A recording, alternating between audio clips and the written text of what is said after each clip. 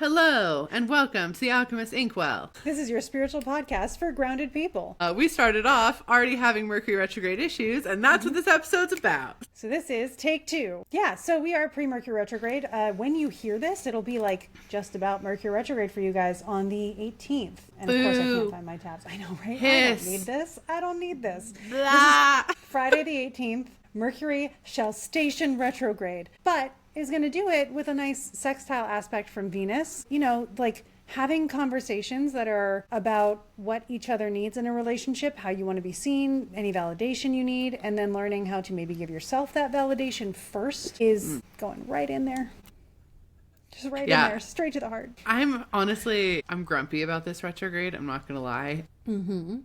This week, the first week of retrograde, everything, like, do everything you can to communicate as thoroughly, clearly, and in-depthly as possible. And, caveat here, work on not assuming anything. Because I think that's going to be a huge miss during this entire retrograde, is the assumed intent of people versus what they actually were meaning. And that could be you having people assume that you meant one thing when you meant another one. And that could be you assuming someone meant something when they meant a different thing. Yeah. So ask a million questions and try to assume nothing. Try to ask for clarity before you take action on other people's communication. That is the big thing with this. About people who assume.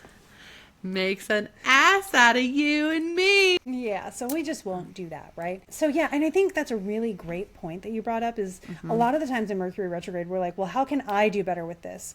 But also it's about, connection is a two-way street. So it's like, how can you output, but also how can you receive? And it's going to be a very conscious thing. Yeah.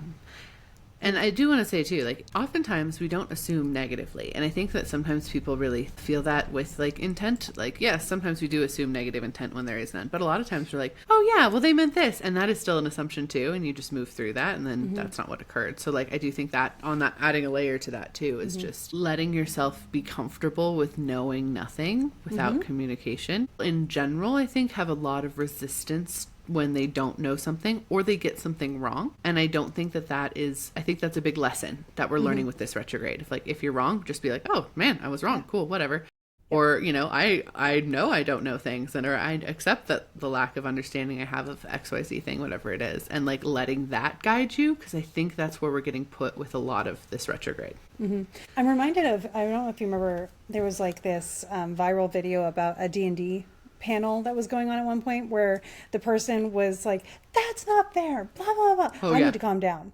And I feel like it's okay to intervene with yourself like that. You can be mid, that's not fair. And your brain can be like, whoa, hang on a second. You can be like, oh, I need to calm down. Sorry. Can I just clarify with you what you meant on this? Or I will actually say, like, I'm wrong. I want to be the first one to say it, so that I come from a family where when I was a kid, they'd be like, you're wrong, and like nitpick it. And that's just like, let me say it first, and then you don't have the opportunity to nitpick at me, which feels worse. But then also you can just say, like, can I clarify this? Because I'm telling myself a story and I don't know if it's what you meant. And so just being able to come in and just be like, wait a second, we need to like cut the script, director's notes, what's going on? I think with that too, it's also going to be kind of along the lines of that antidote. Antidote? Anecdote. I know, but antidote, I guess, also kind of works. I take it. Like I said that and I was like, that's wrong. But is it?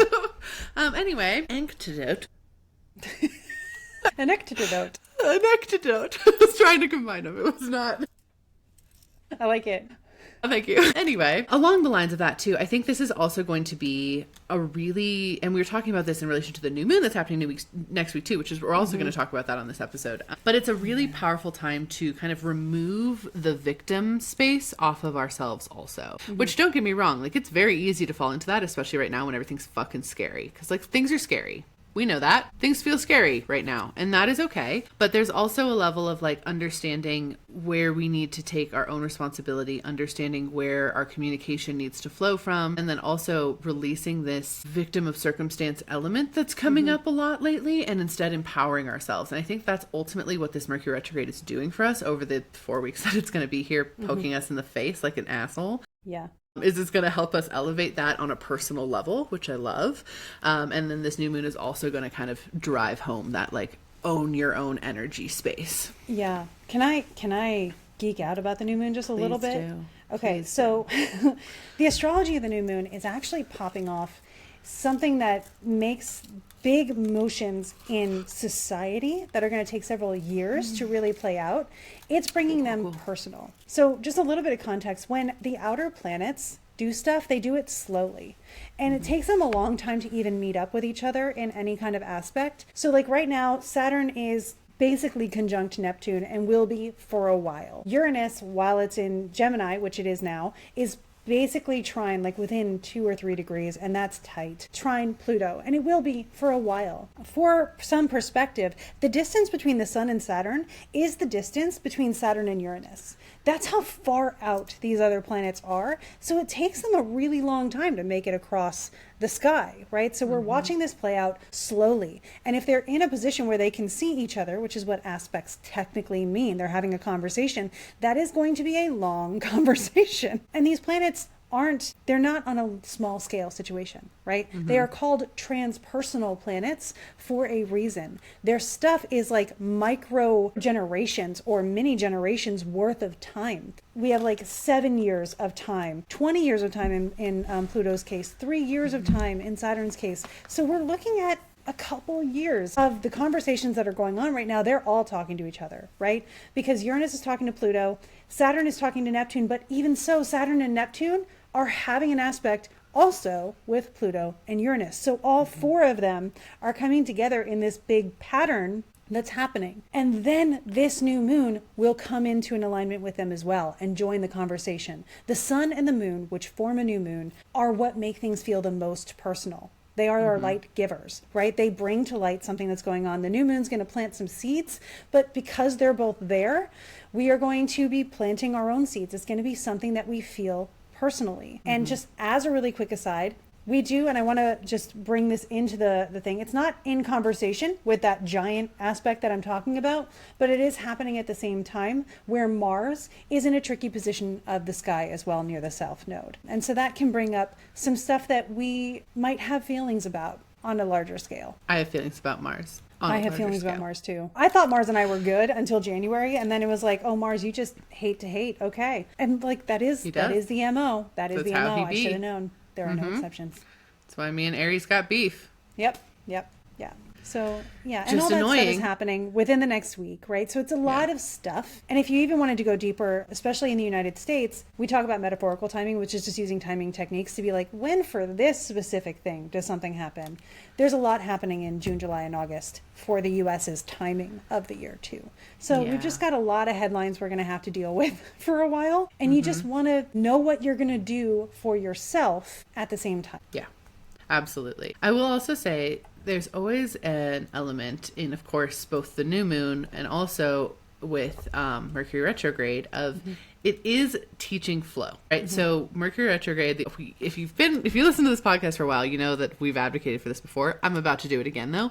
The things that come up, flow through them, take them as a moment instead of a why is this happening frustration moment, because Mercury breaks all the stuffs. And sometimes it feels very random and it doesn't necessarily really feel like it's going to do anything for you, whatever, but it's more an example of being like, okay, this is happening and I can flow around it and see what comes on the other side. Letting yourself be on a river that's very windy and you don't really have a map for it, as opposed to a road system where you know exactly where you're going with the GPS. That's the difference. So we're flowing down and like letting ourselves go around a bend and come across a new thing and then switch over here. And it can be really, really positive if that happens. I'm not gonna lie, I'm pissed off Mercury retrograde is happening right now. I don't want to deal with it. I get it. So if you're feeling the same way, super fair, honor those feelings. However, it does have positive elements to it. This particular Mercury retrograde looks very communication focused, and it also looks like energy focused for some reason. I think both in our like personal energy, like in our actual bodies, and then also like energy with like power. And like I said, I started my Mercury retrograde off with a power outage of 24 hours for no reason yesterday.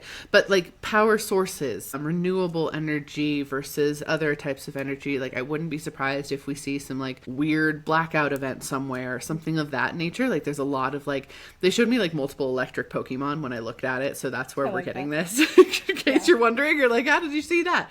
Well, it showed up as Pokemon. I don't know what to say. We got Pikachu Symbols. just like fizzling out with his little tail, just being like, meh. So there's that. And then also it is a time with this new moon, because everything feels so big. I guess is the word that I'm going to give it. Everything feels so big right now. Everything that's happening in the world feels so big. Everything that happens in our lives feels so big. Everything is just so large. I keep getting the message over and over and over again, not just in relation to this new moon, but in relation just to things in general of like, now is the time to like claim and demand what you want, and that you're going to decide during the new moon, during this week, whatever it is, the things you want are going to happen no matter what's going on in the world. And letting that be something that empowers you and builds you up. And you're like, hey, universe, like, I want these things. They're coming in no matter what. Yes, things are big and scary, but so am I. Yeah. And I call this in. Yeah. Yeah. One of the things that I had intuitively kind of brought in as I was looking at the astrology, and I kind of just feel into the energy that it kind of swirls into. It was really about, to play off of and validate what you're saying, bringing back your energy to you. We have unknowingly, and not without good reason, we have spread our energy out because our attention is all over the headlines. Our attention is, how can I be fighting, or how can I be advocating, or how can I be doing this, and how can I be doing something on a larger scale? And we just have this burden of responsibility that is nonstop of, how can I be somehow actively participating in these motions that are not always. Some people have responsibilities that they can take advantage of, and opportunities for action that they can take advantage of. If you have that, amazing.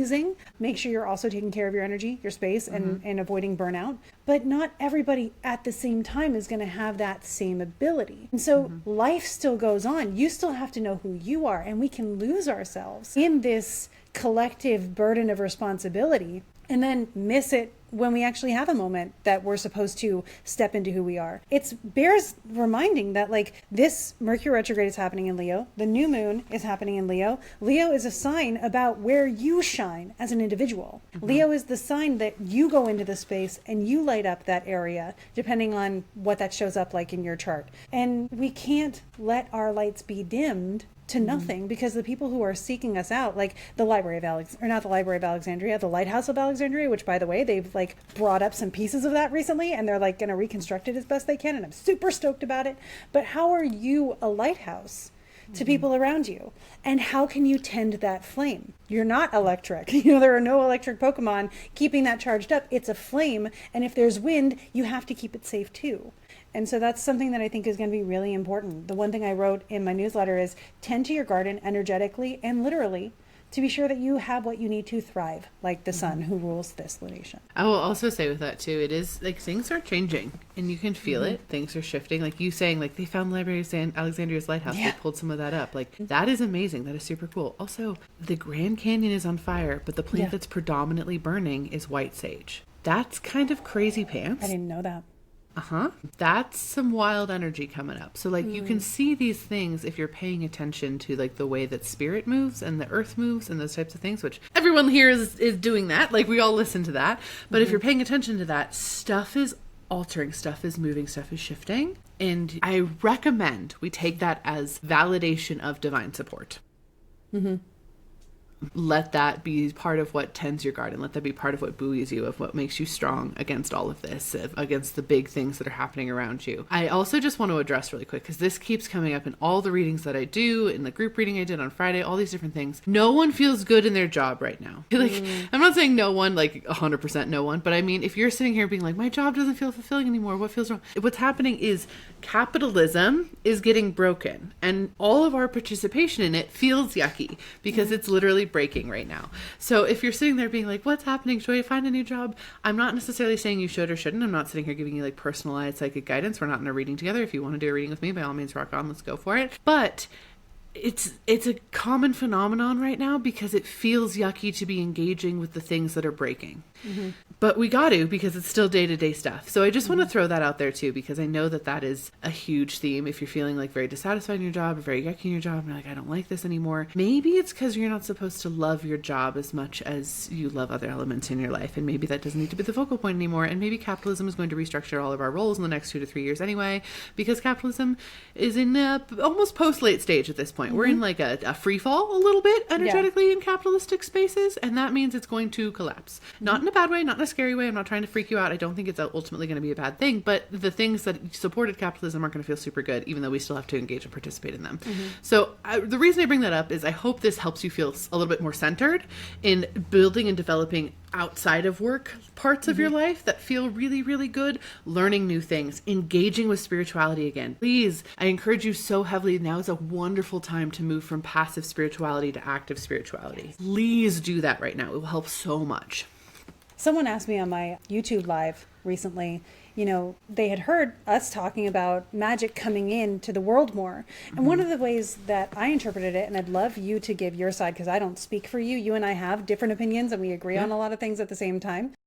So both sides are really valuable. But one of the things that I encourage to really build off of what you're saying is if you want to see magic more in life, start doing magic more in life. Because it's going to be more real the more we return to it. It never left. It was there all the time. I was working on my book this week and I got smacked over the head by my guides and they were like, you're not letting the magic be normal in this structure of the world that you've built. You need to redo the structure you're working with because magic is normal here. And I was like, oh man, so I had to go further back in history than what I was using for inspiration to back when magic was included in all facets of life. And when things were honestly, quality of life in some ways, more balanced. I'm not saying that there was no suffering and no issues, but people had this awareness of their inclusion in the process of, the chain of being or however you want to call it. And if we say I acknowledge this greater emotion that's happening right now, and then I can recognize when I am called to take action in it and I can rest until I am called or, do your hobbies. Have an identity and a self-worth that is separate from the output that you give to capitalism or to a company or to whatever draws your money in. Money is a sponsor of your lifestyle. Your lifestyle is not your money. Ding.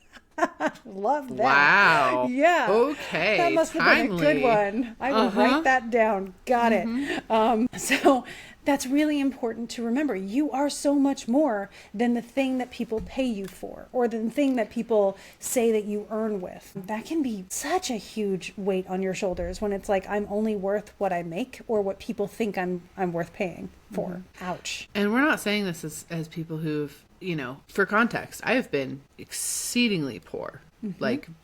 Exceedingly, extremely only food I can afford from the dollar store levels of poor before. I am not saying that I know the less money you have, the harder it is to keep this mindset.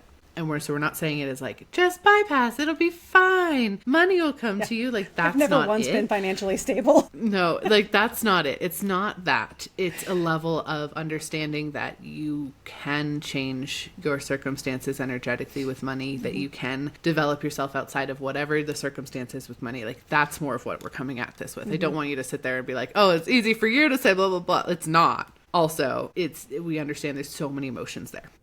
But this is going to really help liberate some of that energy, to be totally honest, if you take that approach. When I think about magic becoming real, because we've talked about it quite extensively on here, I do mean eventually pew pew fireball from your hands level of magic. I do think that is going to come. I genuinely do. And it is getting closer and closer and closer. And if you are paying attention, you're starting to see it.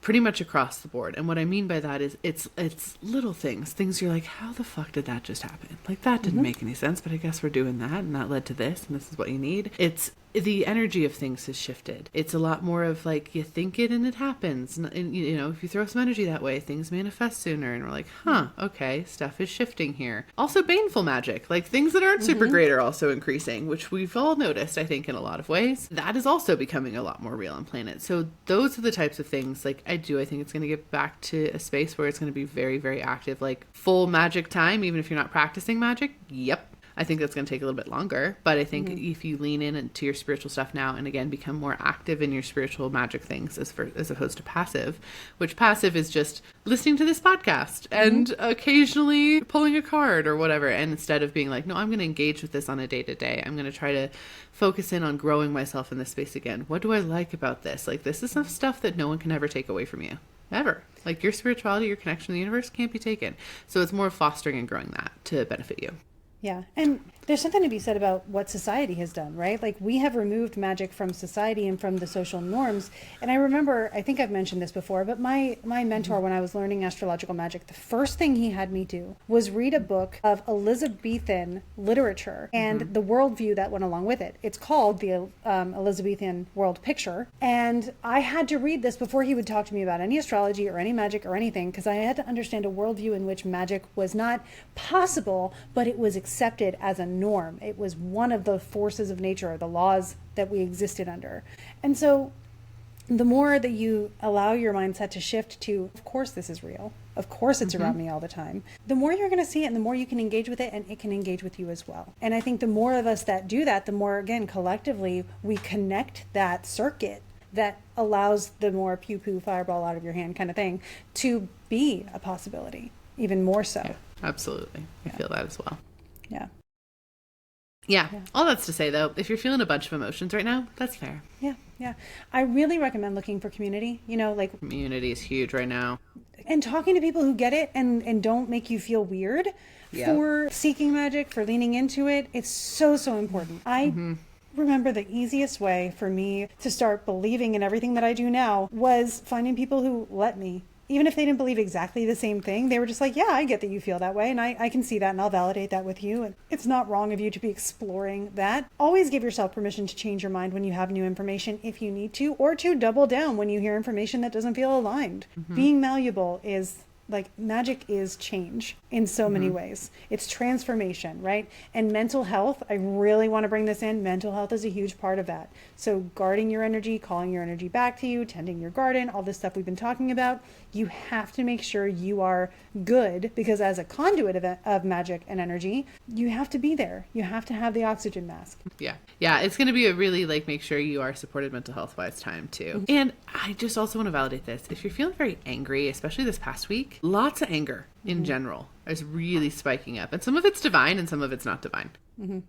So make sure that if you are feeling really angry, you explore that before expressing it. Exploration first, because there's a lot of things to be angry about in our personal life stuff too. And there's a lot of that frustration and anger kind of coming to the surface in general. So just make sure you're sitting with it before you're throwing it at people. Yeah. Don't cut the people who didn't cut you. Or don't bleed on the people who didn't cut you, or however that's supposed to go.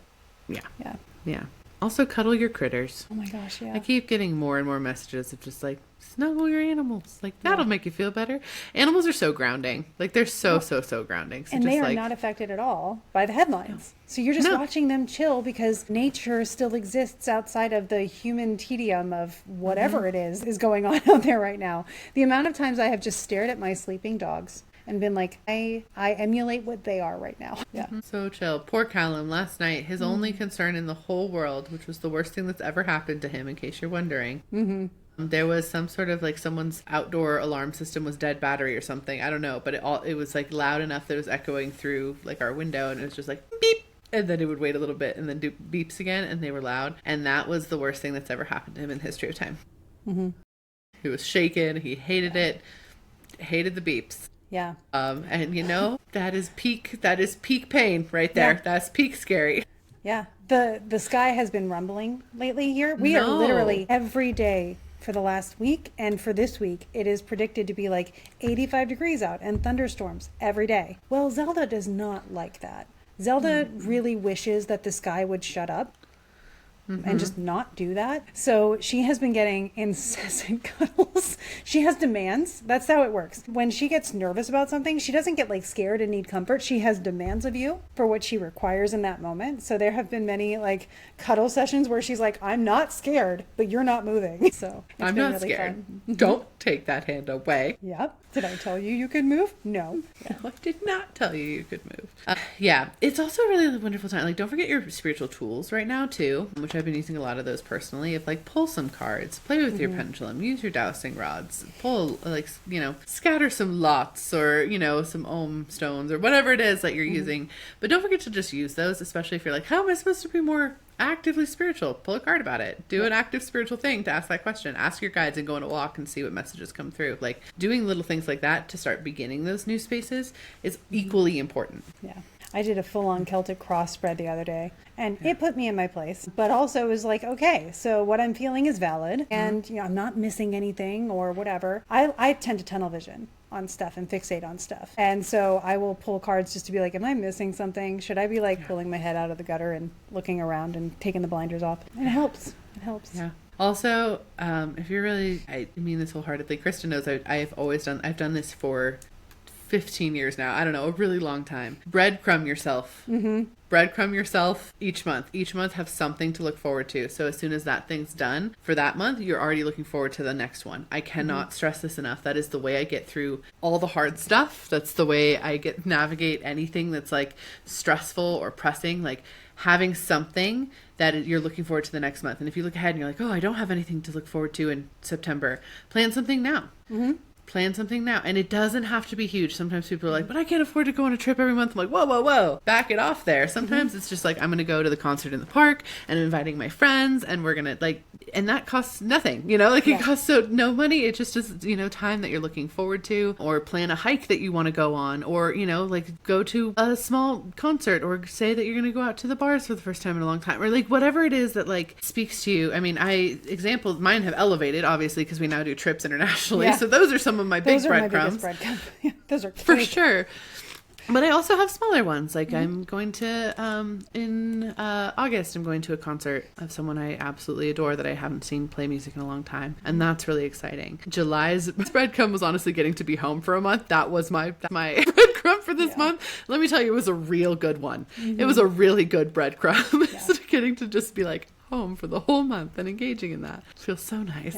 I have a weekly breadcrumb where I get to have Chinese takeout and I spread it over 2 days. So there are 2 days every week where I'm just like, this part of the day is just my space. It is sacred and quiet. And I have like it's like a ritual. Like I set up the table special. I do one thing over here. I do something here. I watch a special kind of show. And it's just like everyone knows this is my bubble. You're invited into it, but like, don't stir up the dust.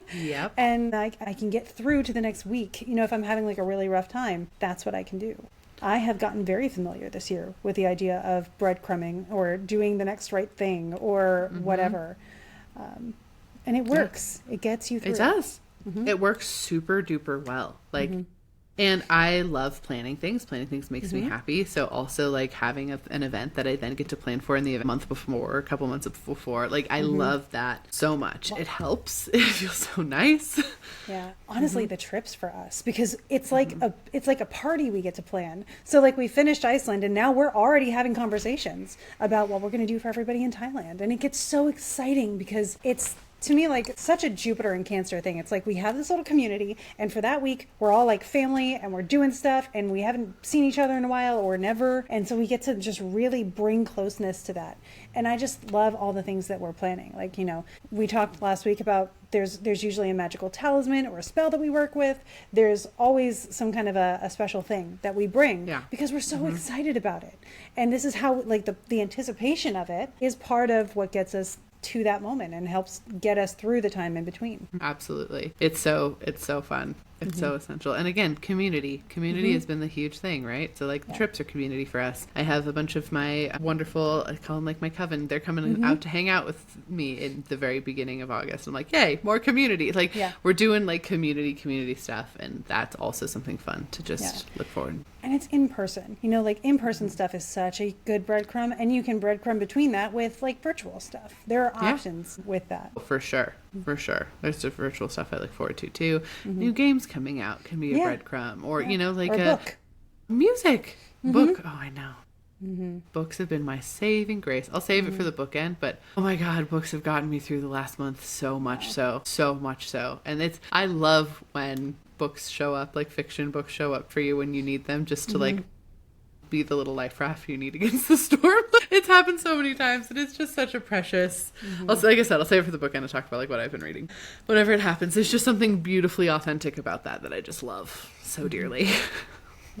Or returning to a book on your shelf when you need it because you know it's been there for you before. Like I have a whole shelf over here of my comfort books that I can just flip open to the page that flips automatically open too because I read it so many times. And it's just helpful. Yeah, absolutely. So wonderful. Amazing. Well, thank you all so much for being here and joining us on this space. We are wishing you the easiest and most chill Mercury retrograde that's ever existed in all time. That's what we're sending you. And please leave us an emoji. Comment an emoji of like what you think best represents this episode under the YouTube video. And if you could pretty already, please download this episode on whatever you're listening to it to. It really, really helps us get out there a lot more. Yeah, it means a lot to us. We really, really we want to help appreciate as many it. people as possible, and we need them to be able to see it. Come to our community, our podcast community. Yay. Come on in. We like you. Super welcome.